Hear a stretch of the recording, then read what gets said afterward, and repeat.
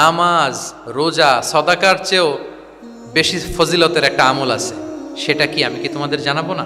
সাহাবারা বললেন কওলু বালা ইয়া রাসূলুল্লাহ, হে আল্লাহর রাসূল অবশ্যই জানাবেন, অবশ্যই জানাবেন। কারণ নামাজের চেয়েও বেশি গুরুত্বপূর্ণ, সাদাকার চেয়েও বেশি গুরুত্বপূর্ণ, সিয়ামের চাইতেও বেশি গুরুত্বপূর্ণ আমল, সেটা কি? তখন রাসূল সাল্লাল্লাহু আলাইহি ওয়াসাল্লাম বললেন সেটা হচ্ছে ইসলাহু যাতিল বাইন, বিবাদমান দুই গ্রুপকে মিলিয়ে দেয়া, বিবাদমান দুই ব্যক্তিকে মিলিয়ে দেয়া।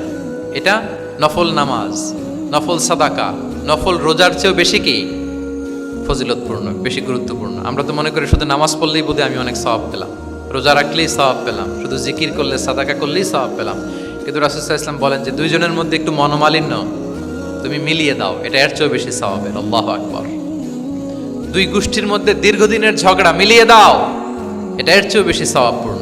রাসূল সাল্লাল্লাহু আলাইহি ওয়াসাল্লাম মক্কা থেকে মদিনায় যেয়ে কি করেছেন? আউস এবং খাজরাজের দীর্ঘদিনের যুদ্ধ 1 ঘন্টার মধ্যে কি settle down. He was a very good mediator and arbitrator, চমৎকার মধ্যস্থতা করতে জানতেন তিনি।